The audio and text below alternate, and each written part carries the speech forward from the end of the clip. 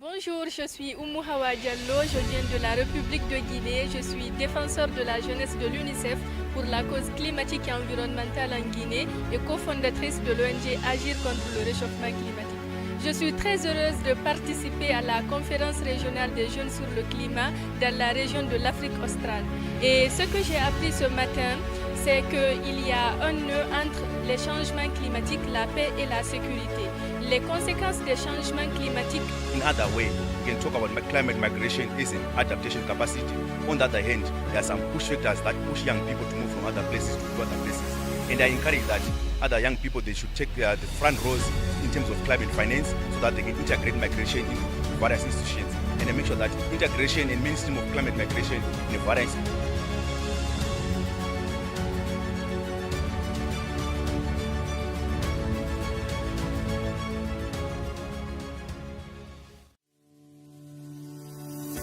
So I feel like capacity building was a very good recommendation because there are people in the rural spaces and in the rural areas that really don't understand what certain policies mean. Even the implementation will be difficult.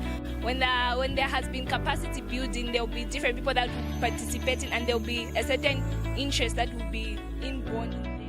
Right there. Let's go, keep going. Right there.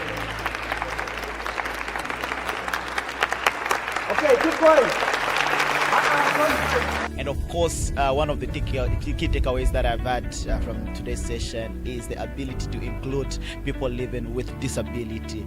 I understand it's quite important for us to bring in these people because, of course, they're affected by the effects of climate change. Hence, there's need of us bringing them on board even as we're trying to fight and adapt to the climate change issues. As we go towards COP29, we're looking at all the partners, including persons with disabilities. It doesn't necessarily need to be DPOs coming with persons with disabilities, but all partners need to deliberately include persons with disabilities. Zikomo Kwambili. Thank you.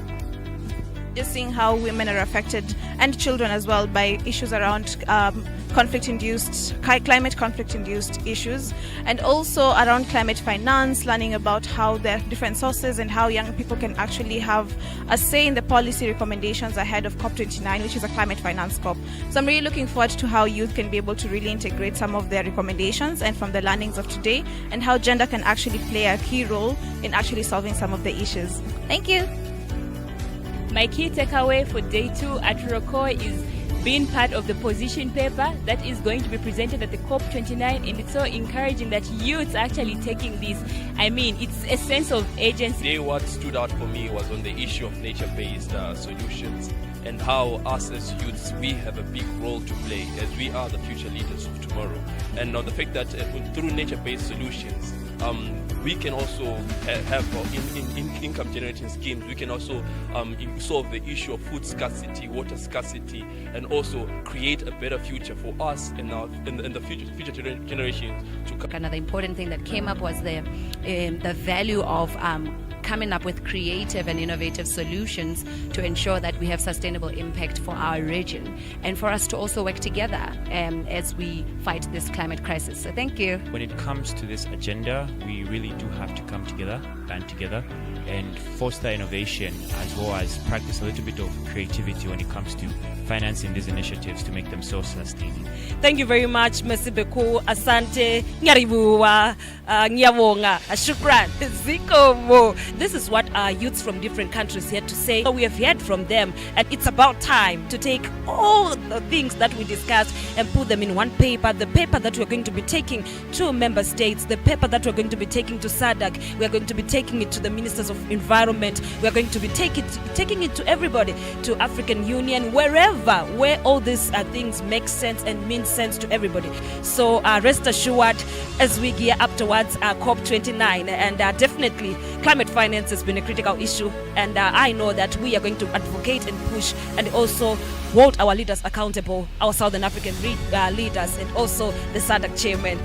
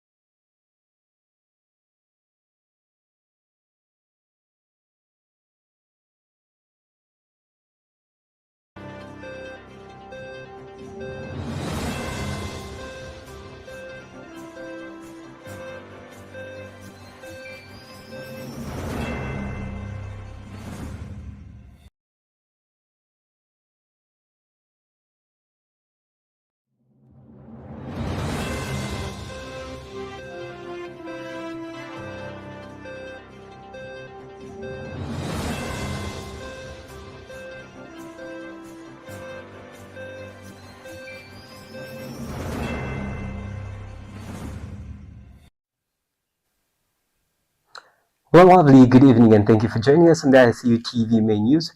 To present it, my name is Maluba Eric J. Mwanamuchende. Let's take a look at the stories making headlines. 3 juveniles die in a house fire in Kabanana compound. President Hichilema orders ZESCO to connect Green 2000 agriculture project to national grid. Journalists oppose state-controlled media regulation on World Press Freedom Day. In international news, Tunisia jails ex-prime minister on terrorism charges. And on the sports front, Villa beat Fulham to boost Champions League hopes.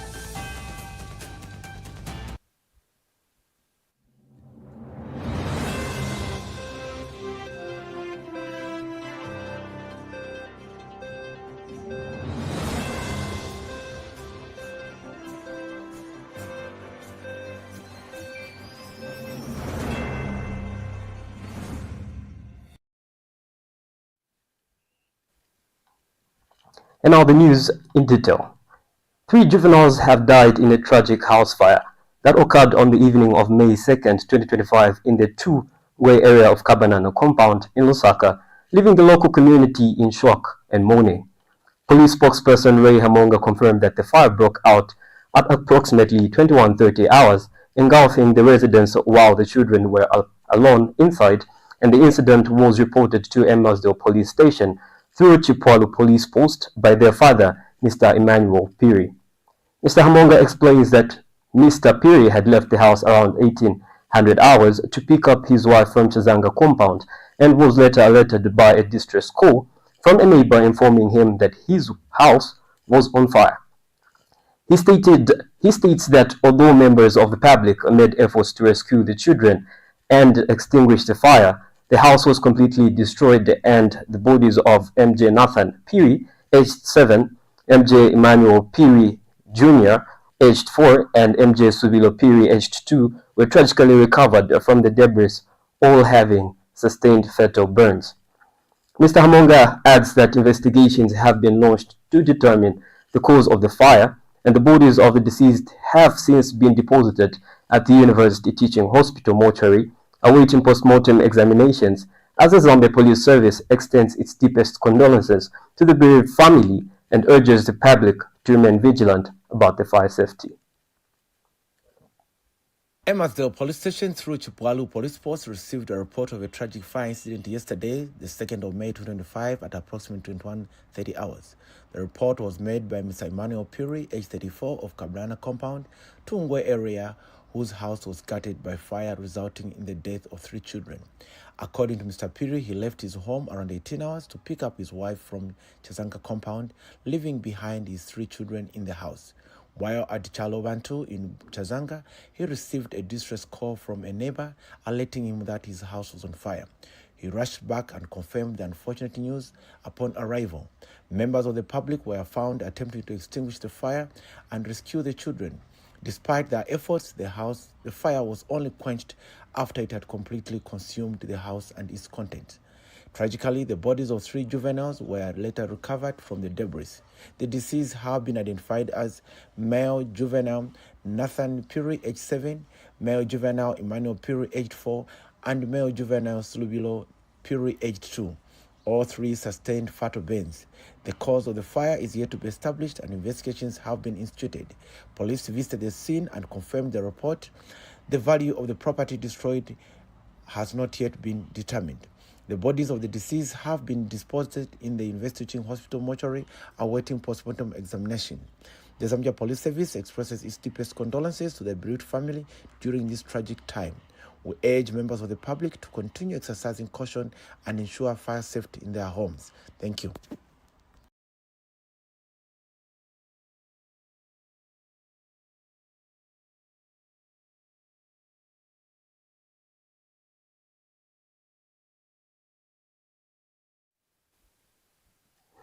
And President Hichilema has directed the Zambia Electricity Supply Corporation, ZESCO, to connect the Green 2000 Agriculture Development Project in Kawamba District to the national power grid, part of efforts to boost food security and modernize the country's agriculture sector. The Green 2000 project, situated on 2,500 hectares of fertile land, is a government-backed initiative implemented by Jordan Valley Agriculture. Designed as an anchor project, it will feature large-scale crop production, modern storage, and post-harvest processing facilities. According to the Ministry of Information and Media, the President's directive underscores the government's commitment to ensuring reliable energy access for strategic development projects. Ministry spokesperson Henry Kapata, who recently visited the site, described the farm as a game changer for the region and the country. Mr. Kapata says that once fully operational, it is expected to significantly strengthen national food reserves, generate employment, and support surrounding small-scale farmers.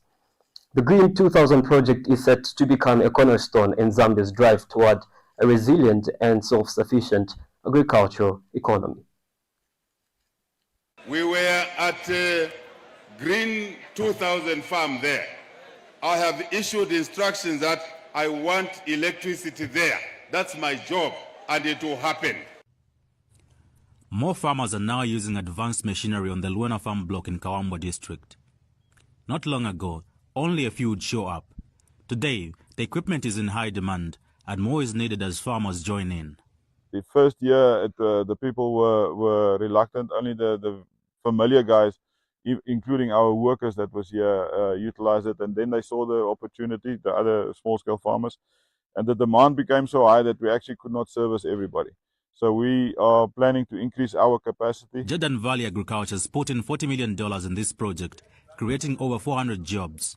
The farm covers 2,000 hectares, with 1,025 hectares under irrigation, producing maize, soybeans, wheat, potatoes and onions. I would say probably about 2,000 more jobs from outside that's been created with the support that we are giving to additional farmers. However, the project is facing a challenge as it currently runs on diesel. The government is acting quickly. Power will be connected to the farm. Minister of Information and Media Director spokesperson Henry Kapata says the investments in place are placing Luapula in a strong position to become a new food basket of Zambia. Because the pump here will require that power. It's the biggest equipment that is needed here to power the entire facility. Because they are spending quite a lot of diesel. With the power connection coming soon and more farmers using modern machinery, Luapula is set to make a real difference in Zambia's agricultural future. Moses Mbeo Jr., Kawambwa, Luapula. Well, journalists in Lusaka today marked World Press Freedom Day with a united call against the introduction of statutory regulation in the media industry.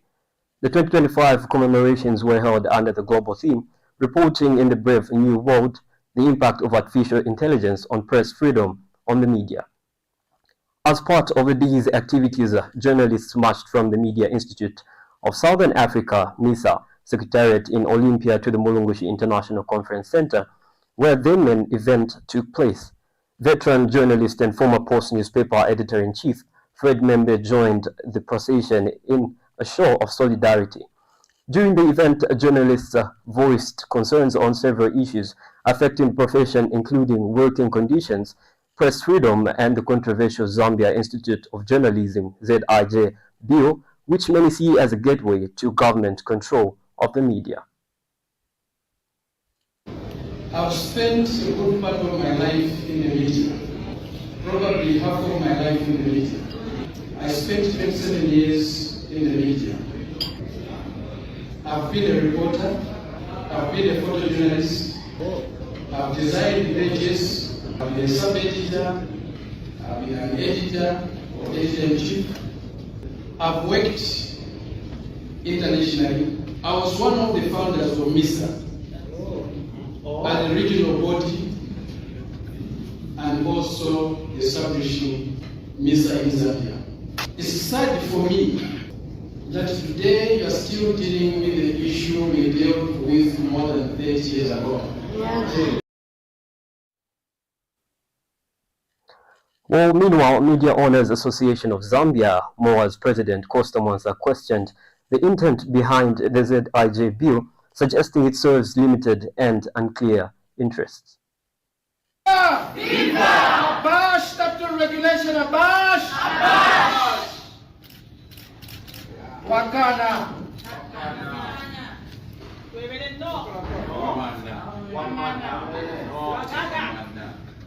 Fellow journalists and fellow scribes, allow me to write on the protocols already observed.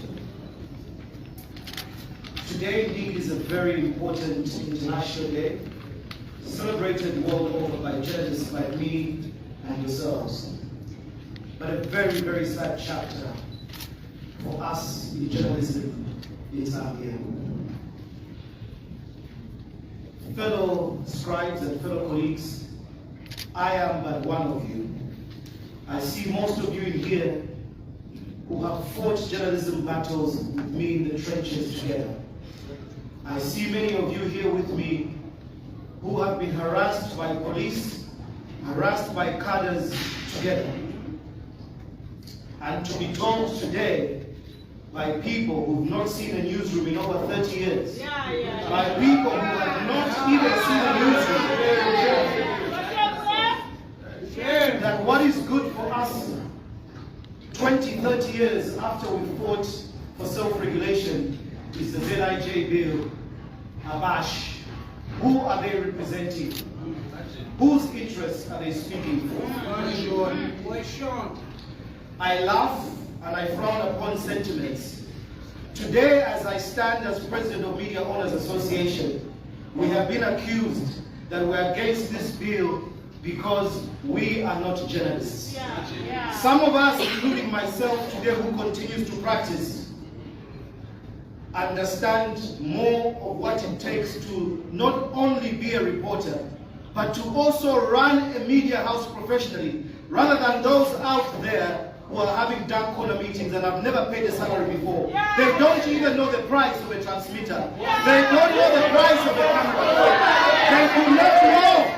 They do not know how much it takes to pay an APSA. They do not know how much it takes to pay NIMA. They do not know how much it takes to pay ZRA. They do not know what it takes to find salaries and not pay journalists. Who are they to speak for you? Who are they to speak for you? This illusion of making you believe that journalists are not intelligent enough, that journalists cannot understand the difference between professional ethics. Well, and Media Self-Regulation Council Chairperson, Pastor Kennedy Mambwe, announced that the council will soon petition the Ministry of Information and Media to reject the bill, which he referred to as misrepresentation of genuine regulatory reform. Celebrating the World Press Freedom Day, having agreed upon a professional journalism code of ethics that calls them or calls us to a higher standard of accountability and responsible journalism. On this special day, as Media Self-Regulation Council of Zambia, we pay tribute to the unwavering courage and resilience of journalists and media professionals across Zambia who risk their safety to bring truth to light and speak truth to power. In an era where press freedom faces mounting threats, we stand in steadfast solidarity with those who endure censorship, persecution, and sometimes threats of imprisonment for their commitment to independent journalism. MISA Zambia Chairperson Laurent Sanga urges the government to foster an environment where journalists can operate freely and without intimidation.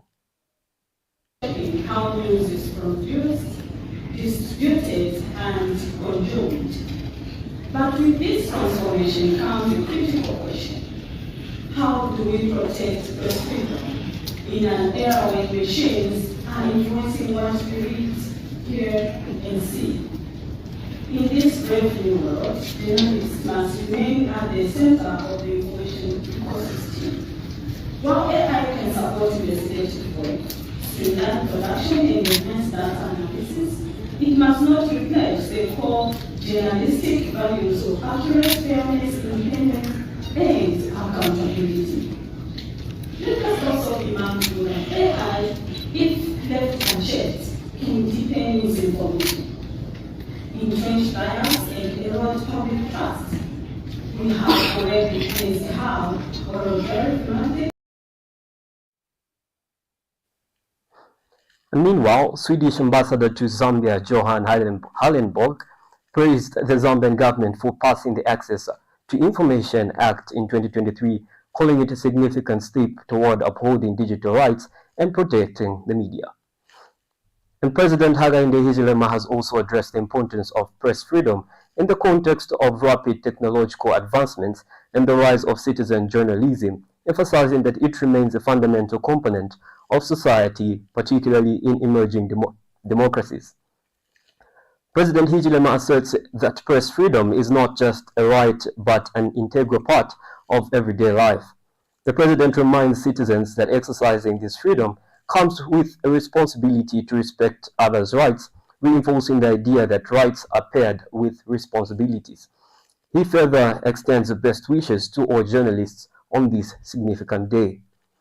The Ministry of Information and Media Permanent Secretary Thabo Kawana has emphasized the importance of fair remuneration for media professionals, stating that decent pay is essential for encouraging ethical journalism and professional conduct.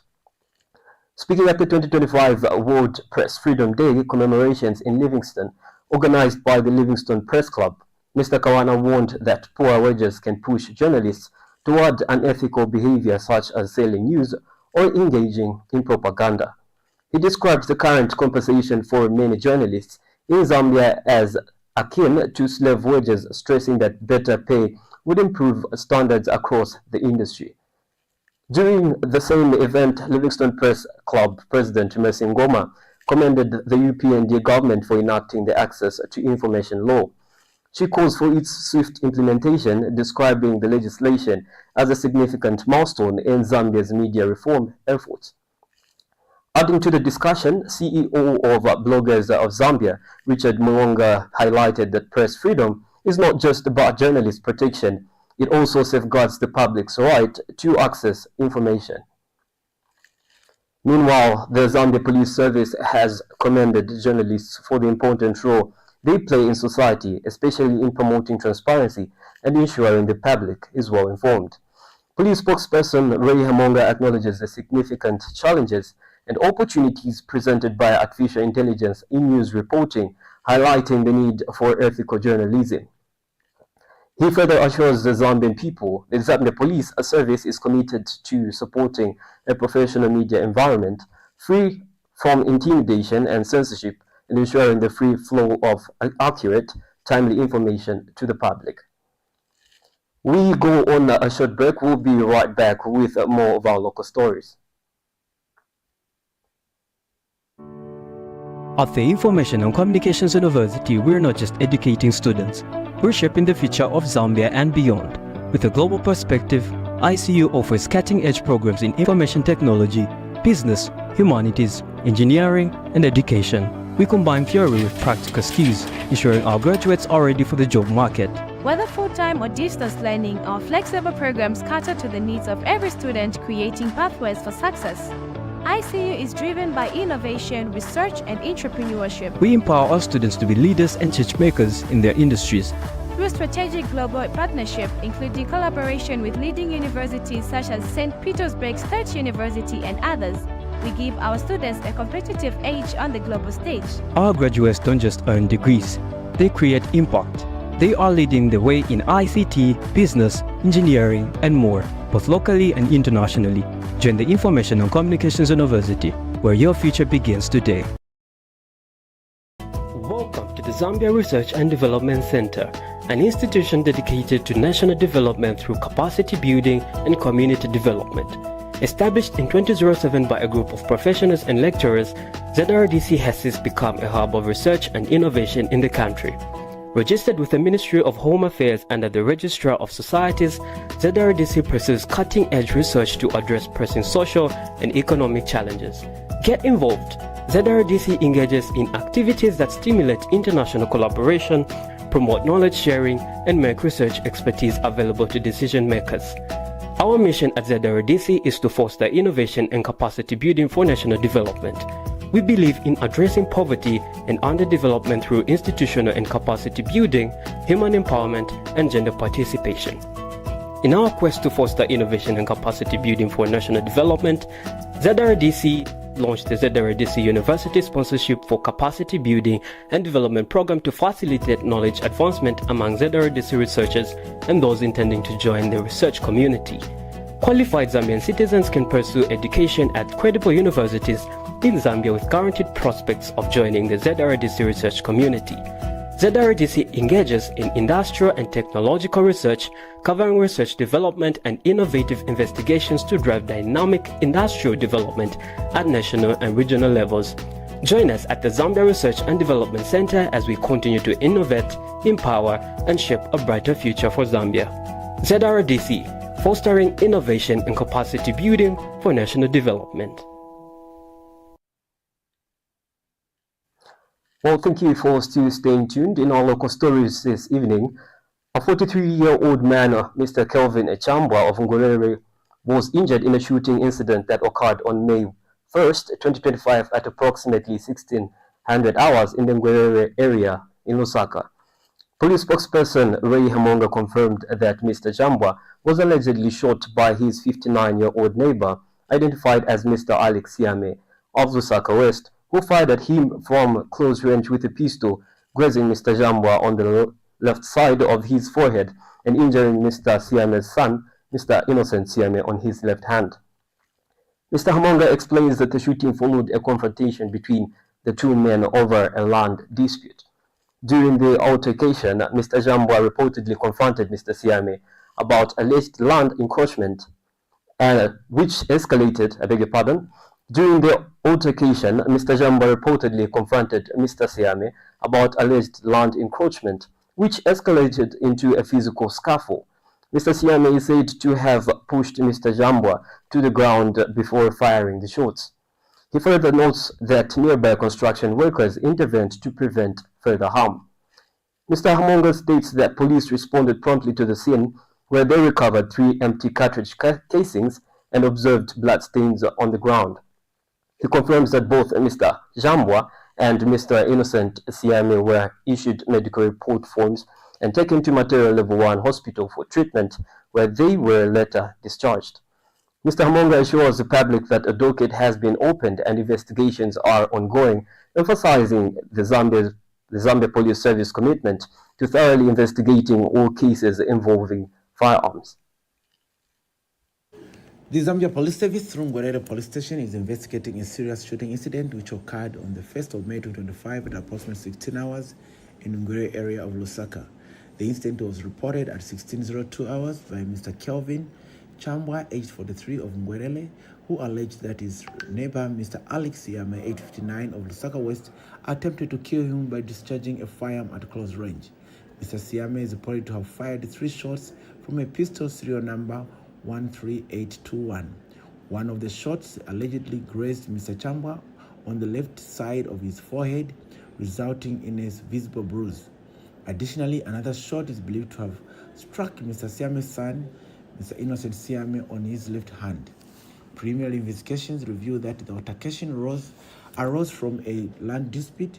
Mr. Chambwa confronted the suspect over alleged land encroachment, during which he was pushed to the ground by Mr. Siame, who then discharged the firearm. Construction workers who were nearby intervened and helped prevent further harm. Police officers responded swiftly to the scene, where they recovered 3 empty cartridges, casings, and observed blood stains on the ground. The injured parties were issued the medical forms and rushed to Material Level 1 Hospital, where they were treated and discharged. A docket of case has been opened and investigations are ongoing. The suspect is currently in police custody, and the firearm used in the commission of the offense has been confiscated.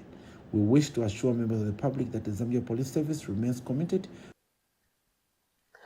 The Independent Broadcasting Authority, IBA, has called on broadcasting stations to implement defined protocols for the ethical use of artificial intelligence, AI, in content creation. Acting Director General Susan Ndumingu emphasized the need for broadcasters to assign accountability for AI-generated content, ensuring it meets standards of accuracy, fairness, and regulatory compliance.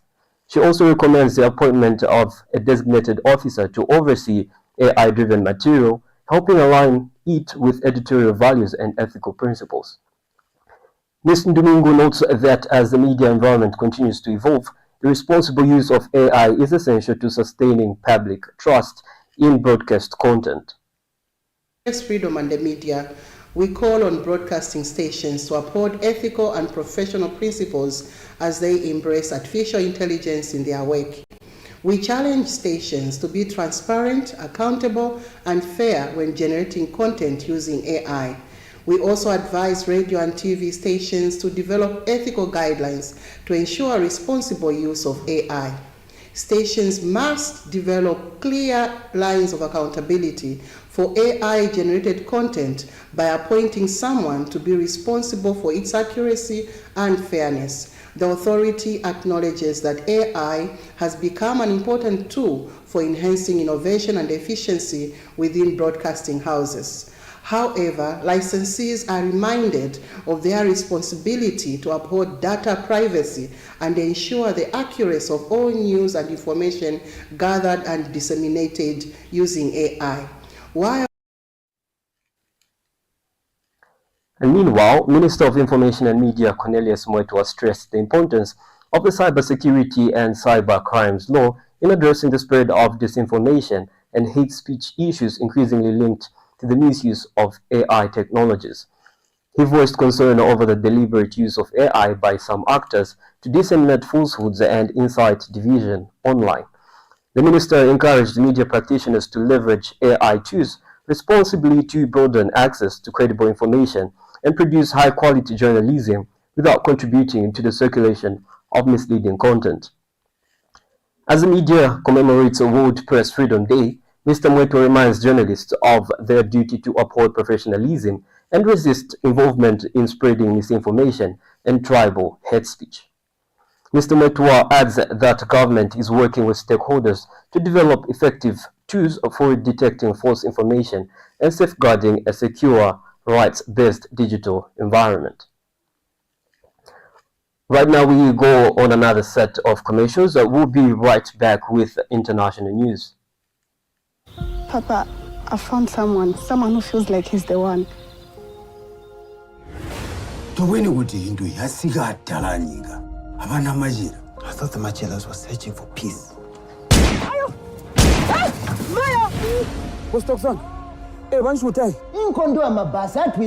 Mrs. Majula. Lillian, you are not your wife, of course. I don't want to ever set my eyes on you. Is it done?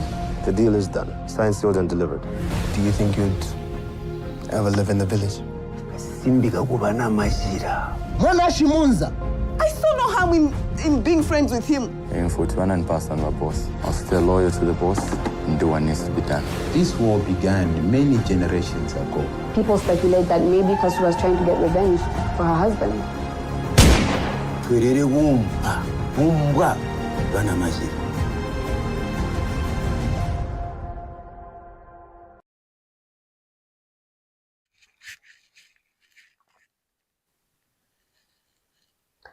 In international news, a court in Tunisia has sentenced former Prime Minister Ali Lareid to 34 years in prison on a raft of terrorism charges.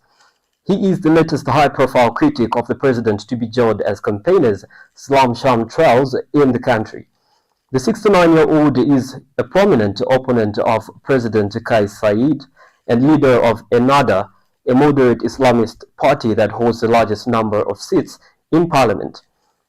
Along with 7 other people, Lareid was charged with setting up a terrorist cell and helping young Tunisians travel abroad to join Islamist fighters in Iraq and Syria. Still in international news, Labour's Anthony Albanese has defied the so-called incumbency curse to be re-elected Australia's Prime Minister in a landslide. Official vote counting won't finish for days, but Albanese's centre-left government will dramatically increase its majority after the Conservative Liberal Nation coalition suffered a thumping defeat nationwide. Albanese said that the Australian people had voted for Australian values, which included fairness, aspiration, and opportunity for all, as well as the strength to demonstrate courage in adversity and kindness to those in need. The Australian people had voted for Australian values. The results are in. Australians have re-elected Anthony Albanese as Prime Minister, and his rival Peter Dutton conceded defeat. There are three things you need to know about the results. For 100 years, Australians have always re-elected first-term Prime Ministers, but a month ago it looked like he could lose this one. So how did he turn it around? Well, for a start, his campaign was solid. He convinced voters of his policies on cost of living issues and housing crisis. But the game changer was Donald Trump, convincing people he was the safer pair of hands in an uncertain world. But what about Peter Dutton? We didn't do well enough during this campaign, and I accept full responsibility for that. Did Trump hurt the Conservative leader? Well, Trump was a massive part of that. His attempts to borrow from the Trump playbook didn't play well with Australian voters. They weren't convinced by it. But more than that, his campaign was very disorganised, and voters weren't convinced either that his policies were going to help them. So what does this result mean for Australia? Well, the new government has its work cut out for it. It's got to deal with domestic issues like cost of living crisis and housing, but it also has to tackle global.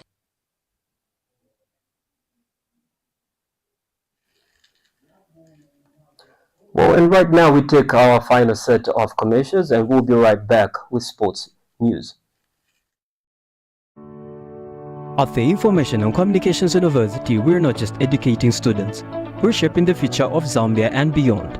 With a global perspective, ICU offers cutting-edge programs in information technology, business, humanities, engineering, and education. We combine theory with practical skills, ensuring our graduates are ready for the job market. Whether full-time or distance learning, our flexible programs cater to the needs of every student, creating pathways for success. ICU is driven by innovation, research, and entrepreneurship. We empower our students to be leaders and change makers in their industries. Through strategic global partnership, including collaboration with leading universities such as St. Petersburg State University and others, we give our students a competitive edge on the global stage. Our graduates don't just earn degrees, they create impact. They are leading the way in ICT, business, engineering, and more, both locally and internationally. Join the Information and Communications University, where your future begins today.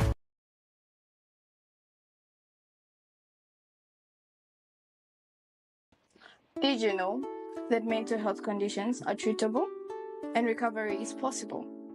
Hi, I'm Ngenia Febamoyo. I'm your host on Let's Talk Mental Health. I invite you all to this show where you freely express yourself, and together we find a solution. For more details, you can contact 0777 93 73 92, and we'll be there to help you find solutions to whatever you're going through.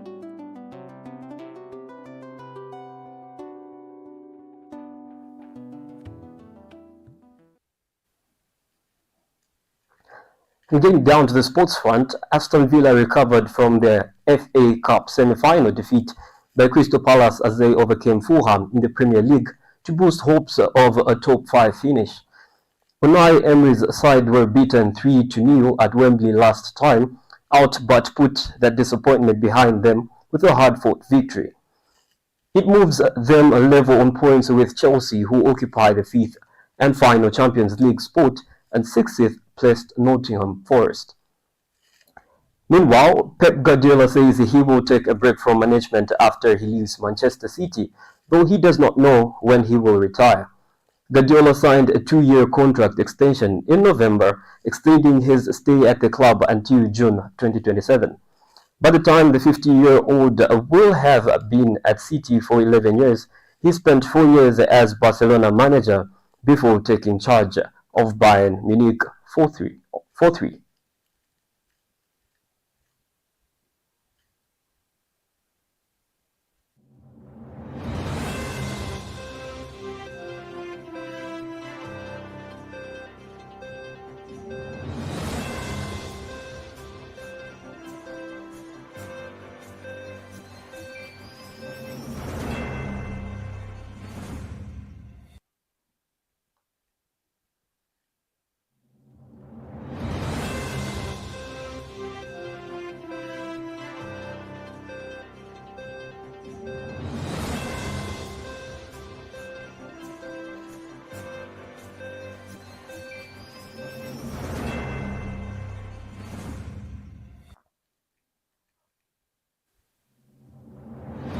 And this marks the end of the ICU TV main news, but before we get to close, let's take a look at the stories that made headlines. 3 juveniles die in a house fire in Kabanana compound. President Hichilema orders ZESCO to connect Green 2000 agriculture project to national grid. Journalists oppose state-controlled media regulation on World Press Freedom Day. In international news, Tunisia jails ex-prime minister on terrorism charges. And getting down to the sports front, Villa beat Fulham to boost Champions League hopes. Well, thank you for watching the ICU TV main news updates. This is where we get to come to a close. Please do make sure to catch us live every 21 hours at ICU TV, that is on Facebook, and our website icutvzm.com. I've been your caster this evening, Maluba Eric J. Mwanamuchende. Please do have a lovely weekend.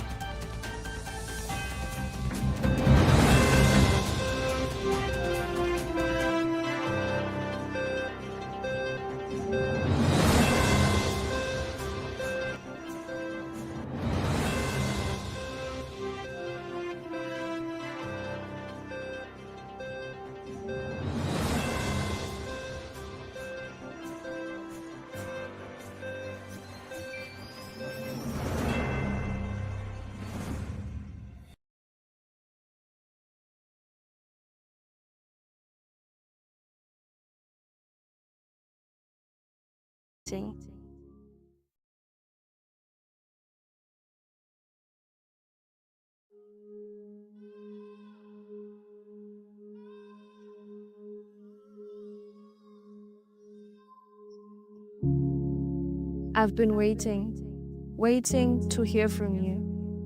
And I've been watching over you.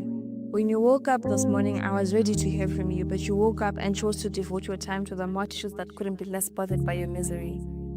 I knew you when you took your first breath, knew you when no one else did. I stood by you on your first day of school, and stood by you when you felt burdened by the troubles of this world. I knew you, my child, and I was there for you through it all. I've been watching over you, and I've been listening as you speak. When you wake up each morning, I wait and listen, hoping you would let me in on the plans you have set for the day. Why won't you just let me in and have me be a part of your life? Because, my child, I've been watching, hoping that you will invite me in and let me be there with you every step of the way, trusting that I know what's best for you and would never lead you astray. I've been listening to every little wish you make. And I've been waiting on you though. Waiting for you to finally finish those public charades you pull in my name so that we can finally have a heart-to-heart, you and I. Waiting for you to welcome me into that very heart you've already deemed irredeemable so that I may renew it. Waiting for you to finally listen to all the things I say to you on a daily basis, the pleas, the warning, the advice. My child, I am still waiting. Holding on to the fear of losing you, I wait and wait. And wait, hoping that you'll be ready though before it is too late, because my child, I've been listening to you make wishes about how you want to be rich by 24, married by 26 and crowned best of the best by 30, wondering how exactly you think you've got it down all on your own.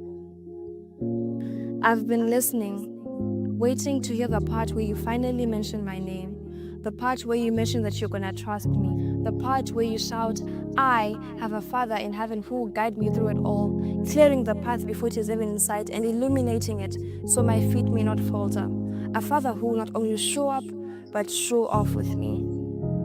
I am still waiting with the hope that you'll be ready before it is too late. Let me in so that we can finally have that heart-to-heart, you and I, waiting with the hope that you'll be ready before it is too late.